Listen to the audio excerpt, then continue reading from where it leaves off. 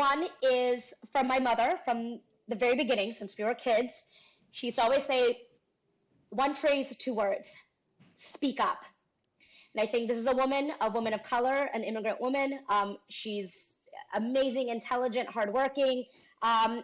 Comes from a culture that doesn't really encourage women to speak up. So she would always say from day one, since I can remember, both my sister and I were the only two kids of the family, and we're both women, is speak up.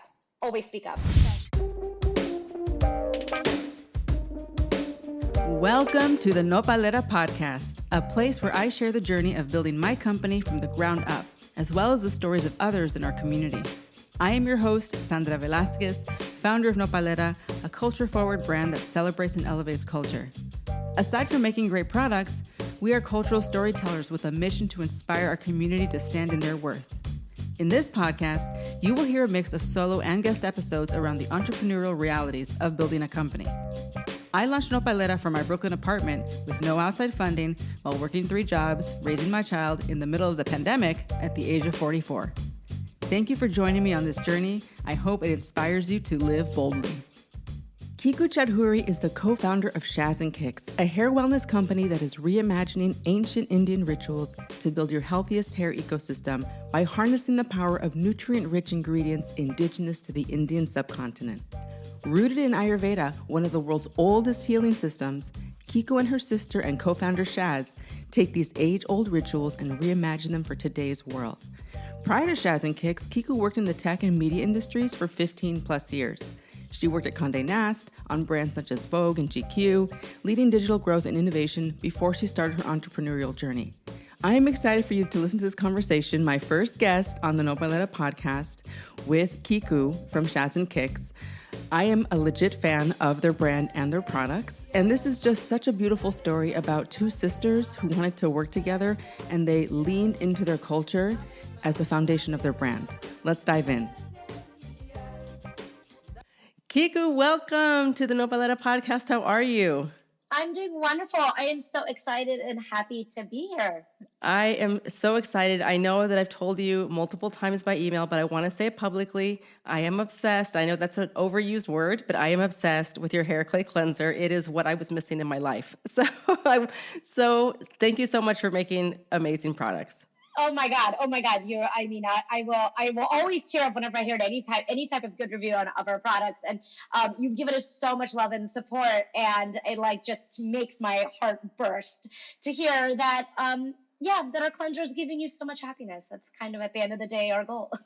Yes. And I mean, I obviously don't want to take up too much time with my own personal hair issues, but I, I was dealing with dandruff, and I tried all the natural things, and it really wasn't until I discovered your product and those little, what are they, seeds? What is the scrub aspect to that product? That is the thing that was missing in my life.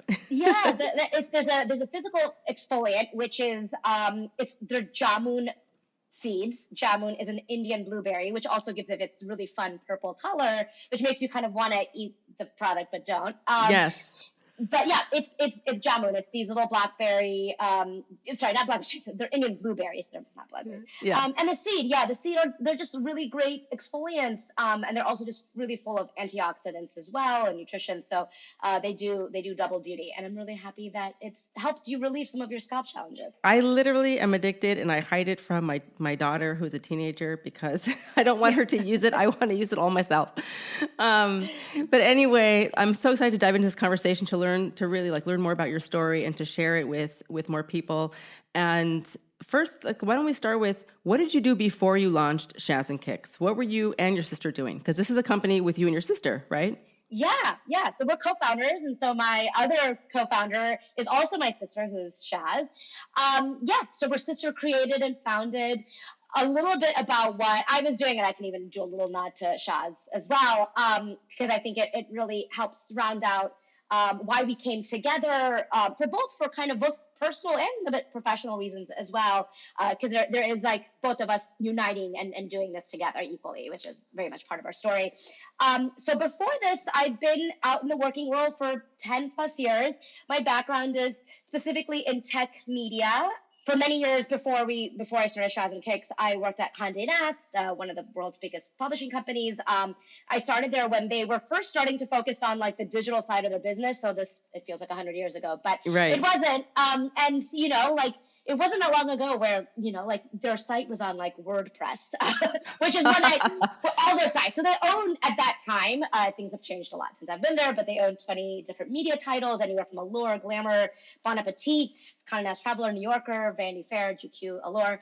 And I came on at Vogue.com. I was one of the very first digital strategists as part of like the huge conglomerate of Conde Nast. Helped really dig into digital strategy and analytics and content strategy at Vogue.com. This was back in like 2011. And then, made my way for about almost a little over 6 years, was at that company, worked at wonderful brands like GQ, led their digital strategy and growth, and led their entire digital team. And then the last couple of years before I made the transition full-time to Shaz and Kiks, was head of their digital innovation and growth. And that was, again, across the 20 brands at that time. And, I really created, much of my career before Shaz and Kiks was focused on creating digital content and strategy and data science as well. So I got my master's many years ago at Northwestern that really focused on digital media and kind of marketing analytics. So I am trained in numbers, but that's not where my passion is. I think it's really wonderful to understand numbers in whatever fashion and form, and for that to really help drive good strategic decisions. And then I more went into strategy and innovation and growth, different brands of their digital side of their business. Tell me, how did that help you? Because, having a product-based brand is a whole other world, right? We're talking formulation, stability testing, ingredients, supply chain. So obviously digital strategy and everything that you did, I always love, when we realize that what we did in the past can help us in the present in kind of the most unexpected ways. By the way, your emails are beautiful. So I don't know if that's you or who is in charge of that, but whoever's in charge of that strategy is killing the game. But Thank you. But tell me how what you used to do helps you in this product-based business in hair care. Yeah, for sure. And so a little bit answering your question about the emails as well. Thank you so much for loving our emails. So I do the email strategy and the content. And we have a wonderful designer who's our creative director, who's been with us from the very beginning, who creates the visual. The visual. Yes. So joint effort, and that's a little bit of nod to, obviously, when I say digital strategy, I have a background in email marketing and social media marketing, search, and paid partnerships as well. So those are all kind of things that I helped kind of grow and focus on during my Conde Nast days, and even prior to that, working at digital agencies. So all those kind of past experiences and the knowledge that I've garnered from my past experiences obviously help half of the business where it comes to marketing and even kind of all the, kind of even the e-com. We are running marketing companies, right? I mean, at the end of the day. Yes, we are. We're marketing and content companies, and that's like 50% of the business. I'd be kind of arbitrarily filling that number, but I think that's half of the business, which obviously very hands-on have had that experience. And the other half, as you mentioned, is like the physical product. So I've actually never worked on physical product. I've only worked on digital services and content. So that part is really new, and that's a little bit of first of all, it's just kind of like we're learning as we go. Neither my sister nor I have actual beauty manufacturing experience. Yeah. But my sister is an engineer by trade and an MBA and has worked on physical consumer goods in the past. And so her eye for innovation, of course, or just her general understanding of manufacturing very, very much helps. Very helpful. Yes, very helpful. And that was kind of, I know I didn't mention a little bit about my sister, but it's kind of also our complementary skill sets that we also thought would be really good working together to create a business. Now, neither of us have actual beauty experience, but we always say that I have a really deep dedication and love for the tradition and the kind of the ingredients and the storytelling. And she has a great eye for innovation and the manufacturing, and she does a lot of the operations and runs the P&Ls as well. So, bless her. Yes. I wish that my sister was running my operations. Yes, yeah, it's like a really great, like, kind of two minds that have come together. We have a lot of overlapping interest and love as well. We do a lot of the product development ourselves. That's very 50-50. We work on that hand in hand together because it's so much of kind of like the crux of the business. And and we always say that, kind of going back to our formulations and our ingredients are rooted in Ayurveda. They come from the Indian subcontinent, and rituals and formulas that we grew up with as young kids that we learned when we would visit. We spent all of our childhood summers in India. We learned these wonderful practices from our grandma and the wonderful woman in our family. And I was kind of like, the nerdy teacher's pet to my grandma. I loved being out in her garden and learning about these ingredients and even using them in the very traditional sense where things were just handmade that time, kind of one-time use in the kitchen. And, they're not like final products. They're obviously right. There's no preservatives. No, there's no preservatives. They're made for a daily use. Right. And they're kind of, they're obviously amazing and they're so pure, but they're also like not the best experience, right? And you also like not everyone, even us, don't have our grandma anymore in our kitchen making this for us. Yeah. So, I love the tradition, but Shaz, she loved always the outcome of it, but she really didn't like the experience. She's like, I don't like things that are messy. I don't like things that are, they're kind of dripping on my face or they're kind of hard to put in my hair. And it's wonderful when, grandma's around and she does this all for us, but like, I don't like doing it myself. Yeah. So it was kind of both those minds that kind of came together that created Shaz and Kiks. So, but whose idea was it, Kiku? Like, who was it? One of you that pulled the other one in, that convinced, or really was it like a conversation that you guys decided, okay, we're going to start a hair care brand. We're going to leave our corporate jobs and we're going to start making hair clay cleansers. Like, who convinced who? I mean, I will say that, we've been obviously sisters our whole lives. We've always been very close. For almost a decade, we lived on different continents. I lived in New York City for many years, and she and our family lived out in Dubai. And then around 2018, we both moved back for us, which is our home state in Texas. And that was kind of just the stars aligned. And we finally were like, I'm like, this in the same state, very close to each other after many, many years. And during that time, we both were, we felt like, we've had a lot of experience. She's had even more experience on the working field than myself. And we thought that we had really kind of garnered really great skill sets, experiences that would create like a good, smart business. We have a lot of love and passion for our heritage. Mm-hmm. We also just wanted to like spend more time together. We always say it. It's like, kind of cheesy, but we're like, we just like, what can we do to make so we can spend more time together? Let's start a brand. You will spend all your time together. Yes. I don't think we realized how much we would spend time, but no complaints. It's been nice. And then we really started doing, the other component was that we saw so much of health and wellness and beauty trends that have taken off in the past several years that really have a lot of origin in the eastern part of the world, whether it be traditional Chinese medicine or Ayurveda. And we felt like, most South Asians were part of that narrative. They weren't really part of bringing those ingredients and those rituals to the outside world. And then it was also a lot of like the origin and the attribution had been stripped. And it was wonderful. It is for us, it's really exciting to see a lot of these ingredients become adopted and globally used and to be recognized. That's amazing. They're universally wonderful for everybody. Yes. But they have so much story, so much origin, so much steeped in so much kind of cultural references that we really wanted to bring light to that. So there was also kind of a little bit of like advocacy and mission around sourcing the ingredients in the way that we thought was the most appropriate, that gave back to the traditional communities that have harvested them for generations. All of our ingredients do come from South Asia suppliers and farms. And then we also really wanted to do our due diligence of the history and the origin, how we use them in modern day, but also how they've historically have had such wonderful stories. Some of them have come from other parts of the world and through the spice trade have come to India. Some of them are indigenous from the very beginning to the Indian subcontinent.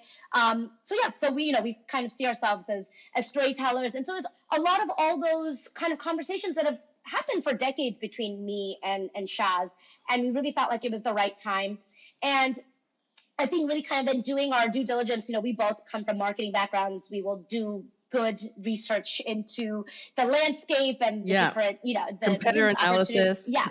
And, we obviously, we've all witnessed how much kind of skincare and cosmetics have really grown and advanced over the past decade. A lot of it is to do with other cultures coming in and bringing their knowledge and bringing their ingredients and categories in. And we felt like, we knew, no, we didn't feel, because we felt like it. And then we did our research and we saw all the numbers really pointing to strong growth opportunities within hair care. Not much has happened in innovation and even kind of newness coming to the category for decades. And so we thought that this was a perfect place within beauty to come in. We thought there was a lot of white space. And then going back again, hair care is the pinnacle of Indian beauty, and kind of the culture around Indian beauty. And we felt like there's not really even been any company globally, even in India, that has really become a global presence within Indian hair care. So we thought that's what we would move into. So a mix of love, a mix of passion, a mix of just the right timing, and then obviously doing our market research. Yes. And you get to own the story authentically, which is like my favorite part, right? Because there's a lot of people co-opting other cultures and, creating products, but you're telling it from a very authentic place. And I just love to see that when it's the people from the culture who are getting to tell the story, who are owning it and, really taking up space. That's my favorite part. So I love to see it. I want to touch on something that we spoke on in our very first conversation. I can't remember why we had that phone conversation. Someone connected us and I reached out to you for a question. And what struck me, and I've remembered it ever since then, which is that really touches on this thing that I always tell other founders, which is begin with the end in mind, right? When people are asking like, how do I get into Nordstrom? How do I get into these stores? And I'm like, because you decide that from the beginning, that's how. And you create a brand from the beginning with that in mind. And so during our first conversation, whenever that was several months ago, you said something, you said, we wanted to get into Credo Beauty in year 1, and we wanted to get into Sephora in year 2. And am I correct that those things are, that's exactly what happened? Am I correct? Yeah. Can you walk me through that? Like, tell me like what that, like really unpack that, because it's not, people think that there's like tricks to get into wholesale and like you have to have the right email. And I'm like, everyone's on LinkedIn. You can find anyone on LinkedIn. Finding out who the buyer is not the hard part, right? It's creating the brand for those specific retail targets. So like, walk me through that, unpack that a little bit. Yeah. That was a great conversation. And I do remember that. Yeah. So I think there was a lot of thought into kind of our distribution from the very beginning. And we knew that we were going to launch with direct to consumer because that was something, that was going to be always core of the business, going back to, again, the storytelling, also owning data, owning everything that, kind of around ownership. It's important to have direct to consumer. It's also for us, we didn't have any sort of previous retail partnerships. We were not part of the industry. So it was really hard for us to have any sort of conversation with anyone really at what we had kind of listed out as ideal retail partners for us prior to even having a product. So we knew that we were going to launch online, and then we were going to make a bomb ass product, and then start working on the retail strategy. But to kind of go back, we also, I think it's really important to really understand your specific category, your price point. What, even within, it's not just like beauty. Beauty has like 5, 6, 7 different categories in it, right? Yeah. And to really understand what you're creating, who is your customer, where do they shop? For us, we're premium hair care. Yes. And we kind of talked about, I know you guys have like a wide distribution with various kind of like local boutiques, right? Like niche boutiques that are that really harbor that great community. That's wonderful for you guys. You guys are you're creating a brand and products that very much lend itself to that kind of distribution. Right. We're like, I have a gift brand. Yeah. You're a gift brand. Yeah, exactly. And you can very much be on the fly. I can be at a beautiful store and I'm like walking through, your product catches my eye and I'm like, oh yeah, like I wasn't in the market for this, but this is, whether it be for myself or for a gift, it's on the fly type of product to purchase. We are not that. It's like a premium price, big hair care product that you don't buy on the fly. You need to really be in market for it. You need to be in the headspace for it. You need to be in the right specific places that also sell that. Yeah. And so we narrowed it down to obviously a handful of retailers. And there's really not that many retailers of kind of the distribution that we wanted that really do that. And so I think it's always really important to really understand very specifically your product Yes. and exactly where it sits within the larger beauty landscape, and to really then create the map of where in the retail space where it should sit. Right. So there was that, right? And then I feel like once we kind of got a list down, we did a lot of due diligence of understanding exactly what entails, what are on those stores' shelves. Right. How do they, is it one product? Is it assortment? Mm-hmm. What's kind of their packaging? Do they like outer packaging? Do they not? This, then the other. Of course, going into something like Credo, from the very beginning, we got that Credo, clean list. And that was something that we created around. And that was, before we even met any sort of chemist, that was part of our brief, right? Yes. So that was something that we preemptively always work towards, even from a formulation standpoint. Yes. And then, I think even things like, I think simple things like even like barcodes, which again, I understand if you're like, yeah, you're like, again, you're super brand new, you're just launching. Sure, maybe you don't need to put barcodes and you're selling only online on your specific store. Maybe you have a small batch and you don't need to. But that's something that if you want to go into retail, you need to be thinking about that, right? 100%. It's not that expensive. I tell people, I'm like, just do it. gs1.org. Let's go. Yep. Okay, just commit. Yeah. It's not expensive. And I think that also all these little small things that as you are starting to do outreach and pitch yourself, it shows your potential buyers, potential retail partners that you are setting yourself up for them. For them. Yeah. Yes. 100%. Yeah. So, we always thought of that. And we also did a lot of research, even within, there's that kind of like the clean beauty niche retailers like Credo, like Detox and Folin, mm-hmm. right? We kind of like really looked at, this is even like, again, all this data you can be Googling, you can just put on like a fine tune, like glasses of yours, and to really kind of look strategically, are they focusing on, and again, for us, it's hair. I'm going to be talking about hair. Are they focusing on it? How many brands are there? Does it look like they are adding on new brands? Does it look like they're really focusing on that, right? Yeah. So even for Sephora, we know that Sephora's hair is actually one of their categories that they haven't historically really focused on. It was always cosmetics. Now they've done skin. Yep. And then our intuition, and not just intuition, it's like backed by, again, what we were seeing, we knew that hair was going to be the next frontier for them. It's not their strongest right now. Yeah. And that was appealing to us. We wanted to be part of that of the build. kind of the build for Sephora, right? So, there's other retail partners, there's other retailers out there that have a lot stronger business in hair, and they're a lot more established. And that can be absolutely, kind of a consideration set. But for us, we knew we wanted to enter Sephora. We're at the price point. We're at the demographic that we really target is at Sephora. And we knew that they've always been, kind of not super focused on hair, which means they're going to focus on hair. Which means opportunity. It's not saturated, right? I love that. And I love this because you're saying everything that I always tell founders, which is, by the way, market research, just walk into the stores, like, look what's on the shelf. Like, what are the sizes? What are the price points? Look at the ingredients. Mm-hmm. Yes. Like, that's the best intel. Like, you don't have to spend thousands on like Mintel data or Nielsen data. Like, literally walk into the retailers that you want to be in and see what's on the shelf. And then look at the opportunity, right? So I love, like, that's basically what you did. And then you created a brand around that and it became your GPS, and like, now you're there, right? Yeah. So listen, everyone, that's how you do it. Okay. You have to decide, like, from the beginning, who you're creating this for and like where you're trying to go. Like, that's the only way you get there. You don't get there by accident, right? No accidents. You have to be so strategic and I think really focused, right? I think it's, you can launch a brand, and then there's so many different ways to distribute your product. There is, right? And I personally think you just can't be helter-skelter and just trying to get in everywhere, anything. Someone sends you an email and you're like, and I totally understand, because I remember those first few emails, those first few months, it's like, oh my God, someone actually has seen our Someone wants us? Yeah. But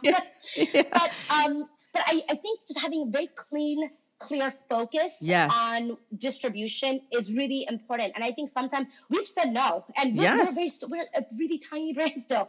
Yeah. But we've said no a lot. Yes. I love that. Yeah. And that has really helped us, really carved out a really specific, the two paths that we really wanted to take was step one was Credo. Yeah. And then step two was Sephora. And so I love it.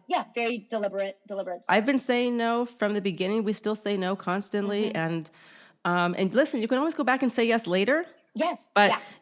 it's really about the positioning in the beginning, right? If you're like, we're creating a premium hair care brand, you cannot just go into Walmart, Yeah. right? Yes. Yes. So I love that. And I love that focus. And I understand like that anxiety of like, you feel like sometimes you're leaving money on the table because people are coming to you and they want your product. But the answer is no, because it's not in line with our growth plans, right? Exactly. So I love that. Can you tell me a little bit about like what a day looks like? Because I mean, how big is your team right now? Like how many people, like how many hats are you guys wearing? I'm laughing because I laugh every single time anyone asks me that, because the answer is I'm the only full-time person Wow. at this brand. Shaz, she has a full-time job, and she does. I don't want to say, I never say part-time because I feel like she does this almost full-time as well. Of course, she's doing two full-time jobs. She does two full-time jobs. She is going to be moving over in the very near future full-time. Yeah. But we're a year and a half old, and even before then, we had 2 years that we started conceptualizing and pre-launch. Of course. So it's been 3.5 years that we've been working on this, and I went full-time right before we launched, and Shaz is working on becoming full-time. Yes. We also have her husband, who's my brother-in-law, who's also part of our kind of initial founding team. He does, he runs all of our P&L, our accounting. Again, that's his background. It's really great. That's so always great. A shout out to him. He's always like very much. Big shout out. Big shout out. He's like the man behind the scenes. We always joke, he's like the chief of the stuff that Kiku doesn't want to do. Which is like really important things. We all need those people. We all need those people. So, and we've just been, we try to keep super lean and focused. We haven't raised tons of money. We were self-funded until just very recently. Yeah. We keep it, again, like we want to keep as much ownership as possible. And we do push ourselves as much as we can ourselves to do various things. All of us have had 10, 20 years of work experience. And so I think that experience does help. Yeah. Besides that, I mentioned our creative director, who's our designer from the very beginning. She's also kind of been there from the very beginning. She's amazing. She did all of our branding and our logo work. She's anywhere where you see visual anything, that's her. She's there. Yeah. But she's still, she's a freelancer. She works as a freelancer for us. She runs her own agency. She kind of heavily works on us, and she's built out her team that works on other clients. But she's wonderful. And then we have freelancers. Freelancers are our go-to. There's wonderful talent out there. Yes. And again, when you're super small and we can't afford to have full-time payroll people, there's wonderful talent out there. We have a social media manager that helps us run our Instagram and a lot of our content. And then we have a little team of TikTok as well, who just have come on board. They're TikTok creators that have helped us launch and manage our TikTok channel. But it's just a team of freelancers. Where do you like to find your freelancers? I love Upwork. I actually met my community and marketing manager on Upwork. She started as a freelancer, and then I just kept giving her more work, and now she's a full-time employee. That's wonderful. Yes. But where do you like to find freelancers? Yes. So we've used Upwork. So our developer, who's again also like a wonderful part of our team, we found him through Upwork. It's funny. Our social media manager is, I did all of it until like at some point like last year. And that's when I was like, okay, I need to find a resource. We had like a couple of different freelancers that came in and wasn't the right fit. And then I was like, and I found them through just, again, different little kind of like network groups. There's like all these like Slack channels. Yeah. There's one that's for like South Asian women freelancers that I'm part of. And so I love working with women of color, giving them opportunities and helping them 100%. So we found that the way that we've found our current social media manager, who's now been with us for about 6 months, who I absolutely adore. And this is a little trick. I looked at there's a handful of brands that we love that we always find inspiration from. There's some that do a really great job on website, kind of UX, UI, and e-commerce. Yeah. We look to them all the time, what they're doing. And then there's a handful that we love what they do on Instagram, and they kill it. And these are brands from all over the world. I think it's really important to look at brands that are not just American, right? Like, oh yeah, and not just in your category. Not just in our category, absolutely not.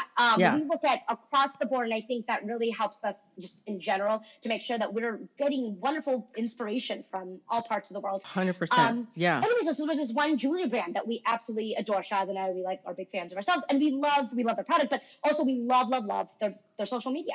Yeah. And it was very aligned. They're a jewelry company, it's not beauty, but very aligned with what kind of the general just tone and the way they build out their content calendar of how we would like to, how we've been working, how we like to continue to further. So I just went down the rabbit hole and tried to find who's behind this? Who's in charge? Yeah.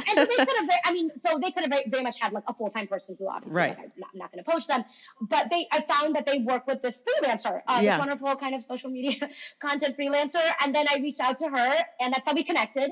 And she's been wonderful, and she has her own little like mini agency. I love it. And like the thing is, it's like I went through like, it was almost I went the other way, where it's like, let me look at brands that I love, especially specifically on Instagram. I'm looking for an Instagram, content creator and manager. Let me look at the brands that I think are really great, and let me see who are the people that work on it. And I feel like 8 out of 10 times these days, especially if it's a smaller brand, it's a freelancer, and you can find them that way. I have found so many things by falling down the rabbit hole, right? And like I don't remember what I clicked on initially, but somehow I ended up here, and you find the answer that you're looking for. So I love that. And so tell me about like what's next. So you're full time. Your sister's coming on full time soon, and you're preparing for Sephora. Yes. I mean, I'm not in Sephora, but I know other brands that have launched in Sephora. That's a lot of inventory, which means that's a lot of capital, right? It's really capital intensive, and like with the marketing, like what's your life like right now?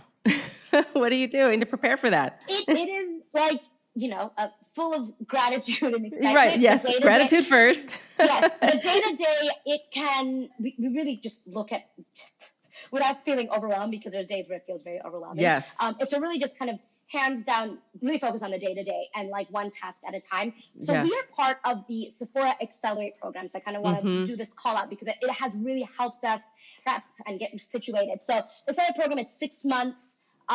We start in January. We're almost at the end of it. We finish in June. And this program is kind of this rigorous, like Sephora MBA boot camp. I love it. And it's been incredibly helpful. Yeah. So, they come in and there's all these different industry experts within Sephora, and also just kind of the family of Sephora brands and portfolio that they have. And a lot of founders and executives from those companies also come in and do different workshops and sessions.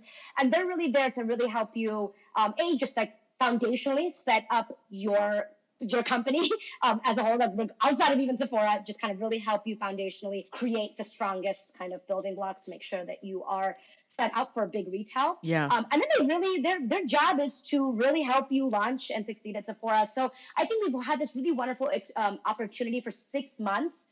We've been in it, and from very day one, as you mentioned, Shaz and I it almost feels like, we've been preparing this for our whole lives. No, but you have. I know what you mean. That's over dramatic. That sounds over dramatic. But from day one, we prepared ourselves for a big retail partner. And it's always been ideally on the list, it's been Sephora.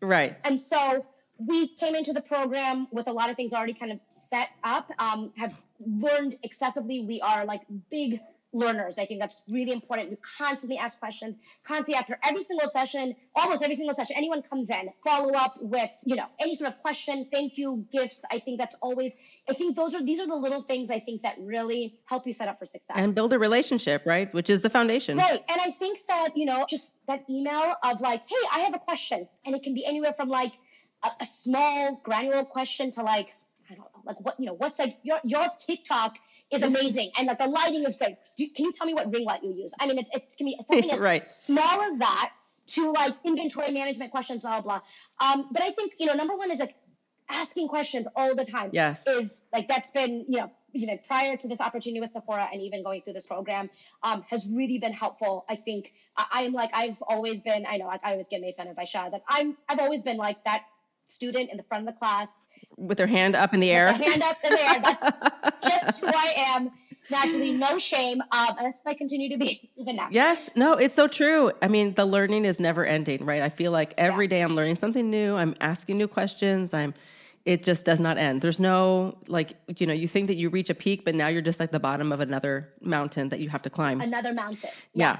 Yeah. And I think doing your due diligence, I feel like we've taken the 6 months has been a really wonderful time of not just being set up, but also understanding all the little like cogs of the wheel that help you set up for launch. And then of course, I don't want to say that's the easiest part. That's really hard. And then even the harder part is like after launch and succeeding there. The execution. Yeah. Yeah. The execution. Right. So we're constantly obviously learning from these sessions. We constantly follow up from anybody that has any sort of like niche expertise around like, how do we set up our influencer community? How do we do inventory management? How do we get on shelf? Blah, blah, blah. Every sort of granular question, constantly asking. And I'm not a procrastinator. So like everything, like I'm a lot of like pre-work. So these 6 months I've really taken, so grateful for the opportunity and have not wasted any time of dilly-dallying from day one. It's like, okay, we need to do this specific thing, seems to be the best practice for launch. And even though it's January and I don't even really know exactly when I'm going to launch, I'm going to start doing my research right now. Yes. I'm going to reach out to all the different apps or vendors that, you know, that are part of that marketing strategy, get all my conversations. And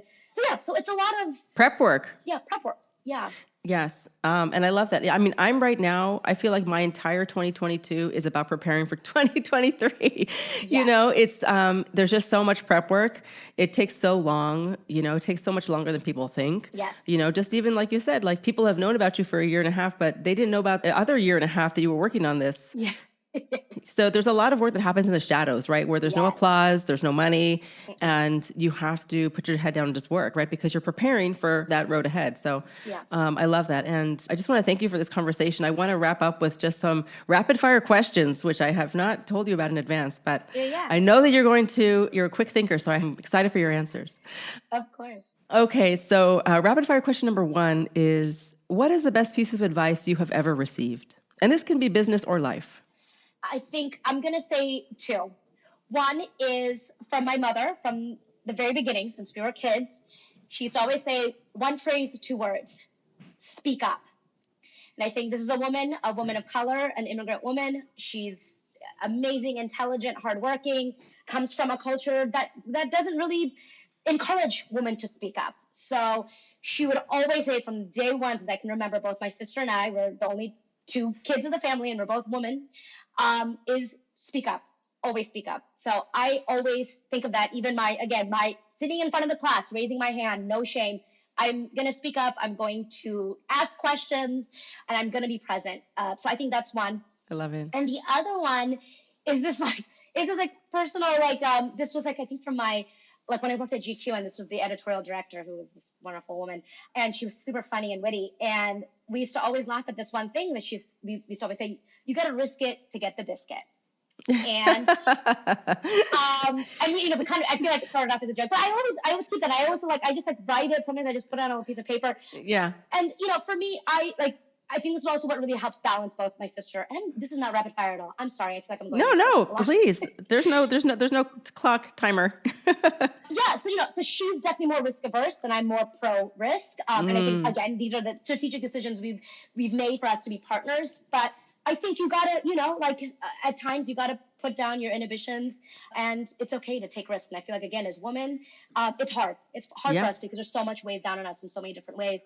But I feel like I've been encouraged by the wonderful women that I've worked with in the past to take risks, and I've taken them, and I will continue to take them, and I will continue to share that piece of knowledge. Clearly, it's working out. So I love it. I am here for it. Okay, question number 2 is, what does success look like to you? I think waking up every day and feeling like I'm doing something positive in this world, you know. Of course, I can be stressed out about things, but so much of creating Shaz and Kiks was that I wanted to do something with my sister. I wanted to do something with my family. I wanted to bring value, do something. I worked 80% of my life, you know, and I wanted it to be something that brought me value and that brings some type of value to others. You know, I think success for me is waking up. If I can wake up almost every single day and feel like I'm doing some type of a little good in the little corner of this world, I think that's, for me, I think that's success. I love it. Number 3, what does your perfect day look like? My perfect day? I mean, you kind of just said it, right? It's very, you know, closely tied to what success looks like to you, but what else? So you woke up and you feel like you're making a difference in the world, you're making an impact, you're bringing value. Then what? The sky's the limit. I think my perfect day is waking up again. Hopefully I'm waking up feeling good about this world, feeling good of what I'm putting out in the world. I love going on, and I'm with my family. I don't live with my sister, but a lot of times, we're together. I would, go on a walk with our dogs, my mom and my sister, whenever we're all in Austin together at our home. That's how we start off the day. And, we just whatever gab, 3 ladies and their dogs are gabbing. We go for a nice walk. We're in Austin in the beautiful hills. I think coming back and work is something that gives me joy. So I think again, and the best time is when I'm with my sister in person. So much of we do a lot of calls and video chats, but I love when we're in person in her office and, we're working on some creative part of the business. We're working on products or some storytelling. I think, that's the fun part. Yeah. The fun parts.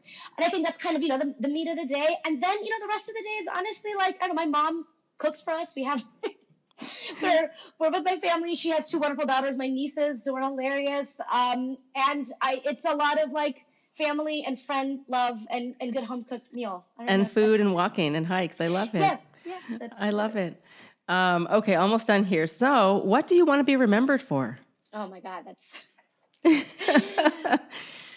I want to be remembered for a person that created opportunities for other women. I think that's ultimately, I know right now our focus is the business. And even with that, as I mentioned, we primarily work with other women. I want to continue to do that. I want to be able to kind of mentor, advise, kind of support even monetarily later on in life, women around the world, especially women of color. Yeah. I feel like I'm a woman of color and I still think I was born with so much privilege. I know and I've seen majority of women in this world don't even have remotely the access and resources that I had. And it was still hard. Yeah. Right. Yeah, I think I want to be remembered for a kind, giving person that really made this world a better place for other women. I love it. And that's a beautiful way to end. Thank you so much, Kiku, for having this conversation with me. I'm so excited for everyone to hear it and for everyone to check out your product. All the links to, your website and your Instagram will be in the show notes. And for everyone out there who is looking for amazing hair care, listen to me when I tell you that Shaz and Kiks has got you covered. So thank you again. And I can't wait till we can connect again. Yes, thank you so much for having me. This has been such a joy, and I'm so honored to be coming here and talking with you and be your guest. Visit Nopalera.co to pick up your favorite self-care items for yourself and your friends and family. Join our mailing list to be the first to hear about new products and exclusive promotions, and follow us on IG at Nopalera.co. And if you are an entrepreneur looking for more real talk and resources, you can join my entrepreneurial newsletter from my personal website, SandraLiliaVelasquez.com, and be the first to know when I host workshops and masterclasses. Everything is linked below in the show notes. Stay resilient.